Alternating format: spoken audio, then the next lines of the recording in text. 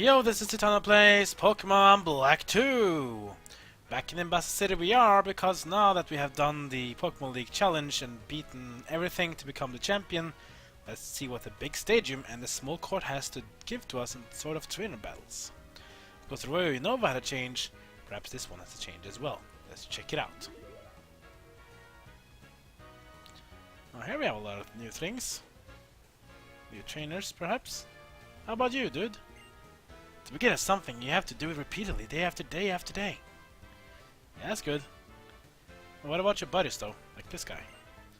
Not bad to grow up, but it's bad to forget what it felt like to be a child. Ah, interesting. How about you, though? I give 100% of my energy to all the time. That's the only thing I can do. Well, you guys want to fight, or what? Come on, some of you want to fight. Maybe you, though. What I brag about is my bat. Yeah, can you maybe fight me, please? None of these people want to fight? That's boring. Looks pretty cool, the futuristic way of having a match of sports. That's kinda cool. I'm the strongest. I work out today too. Ah, finally someone who wants to battle us. Here we go. Go off against infielder Alex. And his Pokemon will be Simipour.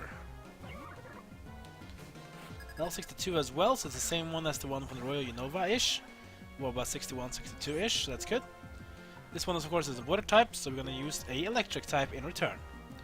First up is Leer, which reduces our defenses by 1 level. Thunderbolt in return in Simipour's face. Will it survive? No, it will not. It's a one-hit KO! And next up will be Simisear. This guy has all the 3 monkeys. Possibly. Simisear, fire type. We can fight water, or we can fight with ground. Or other ways too, but let's go with ground. Let's get in Crocodile. In with our ground rock dual type, Crocodile, versus the Simisear. So of course that means he'll be weak to ground, also as well as rock. The ground is our moves that we'll be using because Crocodile is also a ground type, meaning he get a 25% damage boost from using it. And that'll take it down. Simisear goes down in a single hit. Alright, so that with Simisear down, who is next? Of course, it's Simisage, the third and final monkey. Now this guy's a grass type, meaning that he's weak to fire, weak to ice, weak to flying. And speaking of flying, I want you to play a bit of a match as well, Unpheasant. In with Unpheasant and against Simisage. Alright, Simisage, you wanna play? Let's play the fly game. Because now Unpheasant will go up in the air.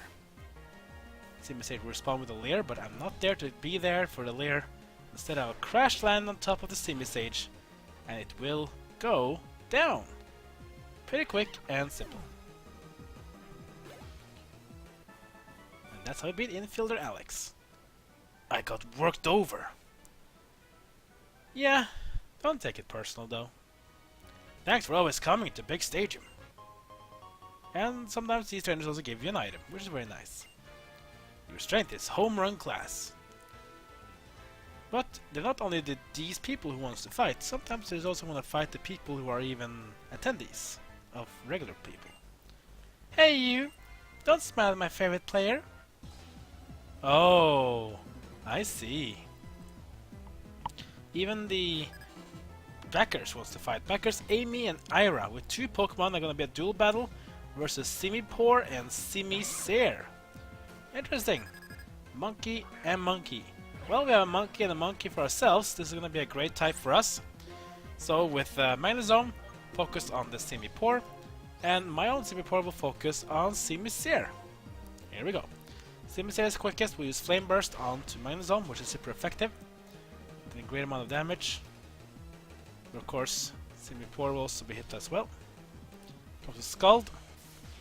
We used on Magnezone. What an interesting choice. Oh, it's gonna get burned! That's unfortunate. Simipour with Waterfall onto Simisear.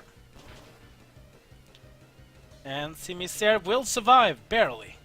Thunderbolt onto Simipour. Will it survive though? It will not. Simipour will go down, but the Simisear is still alive. At least Magnezone goes up to level 60. Big number for Magnezone. A burn hits, will it survive it? No, I will not. Magnezone faints. Unfortunate, getting banged up by two monkeys. Too much, even for Simisear. Well then, let's just get in a Pheasant as the replacement Pokemon here. There's only Simisear left to fight with so little health. Let's go Air Slash, and let's go another Waterfall. The quick attack claw from Simipour comes out, and the Waterfall goes first, hitting Simisear in the face, and Simisear will go down.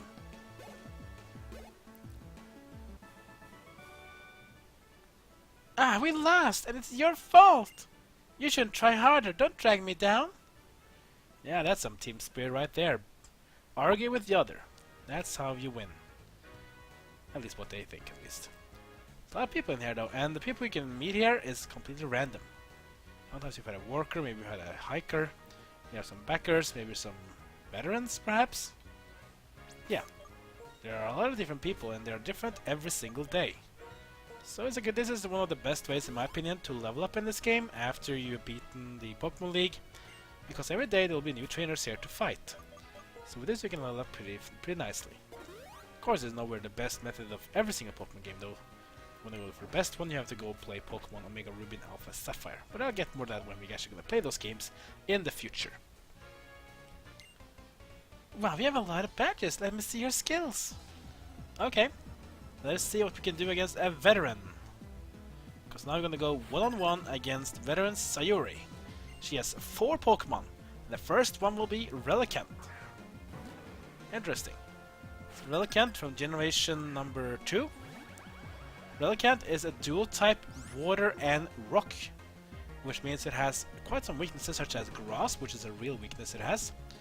But also limits some other weaknesses that it also has though, but generally still, electric will still be a danger for Relicanth. Thunderbolt will land on Relicanth. It has a bit of health, but not tanky enough to take down the Thunderbolt, and Magnezone will take down the Relicanth in a single hit. Next up will be Magcargo. Whoa, Magcargo. Now we do another rock type, but this one is fire and rock. And that is a huge problem for Magcargo if I bring in my Crocodile, because being a fire and rock dual type, you have a quadruple weakness to ground. Oh boy, this is bad for Magcargo. So if I do an Earthquake now, that'll be Sayonara Magcargo. This fiery snail has no chance to survive. Goodbye. Magcargo is generation 2 though, which is pretty cool. I get the Moxie proc on Crocodile, which means attack power goes up for the next Pokemon battle. Level 62 as well. It's time to maybe take away that experience share, give it to someone else who needs some levels now. Next up will be Glaceon. Ooh, interesting. Glaceon is one of the new EV evolutions from generation 4. A Ice type. An Ice type will be interesting to fight. Fire does well. So does Steel. So it's up to you how you want to do with it, but let's just melt the ice and bring in Arcanine. Arcanine in versus Glaceon. Glaceon, of course, evolved by leveling up near an icy stone, which is located in different places of the gaming world since generation 4. So with Glaceon, let's go with the Flamethrower. Ice Shard first. Ice Shard is like a quick attack for ice types, which is low damage, but it's a priority move. Here comes the Flamethrower from Arcanine. Super effective. Will it be enough to KO? Nope. Glaceon has pretty high special defense, so it will be able to survive. Ice Shard again against Arcanine. Damage, of course, will be very light because Arcanine is the fire type resistant to ice. Flamethrower again onto Glaceon, and that will take it down. Critically to make sure of it, and Glaceon goes down. Arcanine takes care of Glaceon. Level 58 is the reward. Next up will be Dragonite. Oh boy! Now we're gonna fight some real beast. Only problem is that Dragonite has a very huge weakness. Because Dragonite, which was considered by one of the most powerful Pokemon Generation 1, has a quadruple weakness to ice. Being both dragon and flying means that both types are weak to ice, and one ice beam can take down the Dragonite pretty quickly. So that's one of the reasons why I say that ice is probably the best of one of the best offensive types in Pokemon. Just too bad that the ice type is kind of weak in defensive ways. Outrage from Dragonite, a very powerful physical move from Dragonite. Wow, one hit KO! Oh boy. That's unfortunate. Oh well, Crocodile, you know a dragon move as well. You got Outrage as well. Let's do Outrage versus Outrage. Because one of the weaknesses of dragons is dragon types. Yeah, dragons are weak to themselves. Outrage on Dragonite will be super effective. It'll take it down. Moxing it again. That doesn't really matter though. Interesting to see though that one Outrage took down poor Simipour. That fighting style reminds me of the old days. Maybe. I personally think you should use top shelf items like this. Oh wow, she gets a PP max? That's amazing. No matter how old we get, let's stay trainers. Always. Always. But man, one item we got. We got a PP max? That's huge.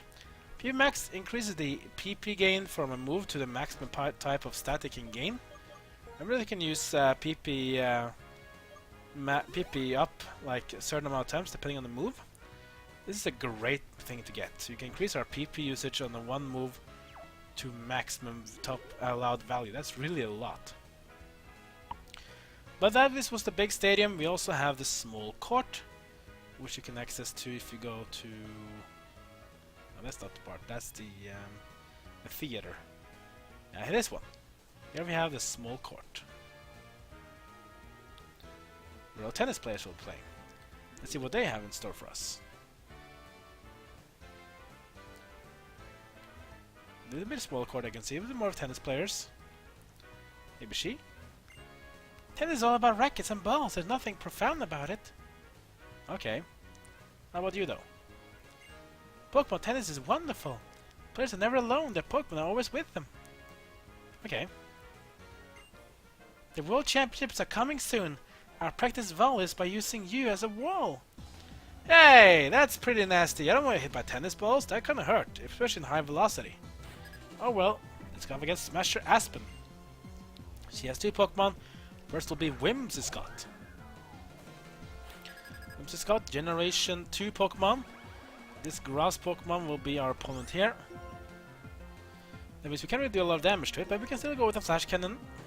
Tailwind from Whimsicott, which means the speed of the whole team of Whimsicott will be going up by 1/3. Which is basically the same thing as Reflect and Light Screen. Reflect ups the defense, Light Screen affects the special defense, and Tailwind affects the speed. Gust, which will do barely any damage to us because again Magnezone has a quadruple resistance to flying. That doesn't really hurt us at all. Two Flash Cannons will enough to take down the Whimsicott. It's going to go down. And next Pokemon up will be Lilligant. Another grass type. Let's go fight grass with something else. Let's go with the flying type. Let's get an Unpheasant versus the Lilligant. Here it comes. Lilligant is much more attack based. This one has a very good amount of special attack. You can deal a very large amount of damage with grass. Let's go up a fly, up in the air against Lilligant. Lilligant will go first. And with this move, it's going to increase its special attack and special defense as well as speed. That's basically all the grass Pokemon about. They all like about increasing stats and also inflicting status effects on your opponents. Lilligant gets hit by a fly. It's a 1-hit KO, a critical hit to make sure of it. Unpheasant takes down Lilligant. That's not level 63, getting pretty strong now. Oh, phew, must catch my breath. That was some good training. Well, I can say it like that, but then we should go something else than just grass types. Let me catch my breath. We get a Zinc. Zinc is an item you can use to permanently increase special defense stats. You and I have just met. Let's start the game from the beginning. Yeah, you can maybe fight her again if you go back to another day. That's up to you though. Speaking of another day, it's time for another day for Crocodile to experience share. Time for someone else to have it. Let's give it to poor Simi-Poor, who is now 7 levels behind Crocodile. At the same time though, I kinda understand this, because Crocodile was one of my lowest level Pokemon for a long time. Not pretty high level, and it should be able to withstand and survive by itself. Let's get experience shares to Simi-Poor, get him some levels up, so everyone on my team can be up to 60 plus. Which will be required, because later on in the post-game of Pokemon Black 2 and White 2, we'll be fighting Pokemon and trainers above level 70. And we want to be ready for that, or else we'll be crushed to dust. The team I want to win always wins. Oh, we will see about that. I'm gonna go a one-on-one against Psychic Madhu. She has 2 Pokemon. The first one will be Miss Magus. Oh boy. Miss Magus, the evolved form of Miss Drevis. This one is a pure Ghost type. Pretty interesting as well, because Miss Drevis, Generation 2 Pokemon, and Miss Magus, the Generation 4. Miss Drevis was actually the first Pokemon in Pokemon history to be a pure Ghost type. Because the Ghost type Pokemon from Generation 1, which was Ghastly, Haunter, and Gengar, they were dual type Poison and Ghost. Let's hit a Thunderbolt now on Miss Magus. Damage is pretty good, and it's gonna get paralyzed. That's even better for us. Let's strike it again with another Thunderbolt. That should take it down. And it does. Miss Magus will go down, and we win this one. Import level 57, starting to catch up.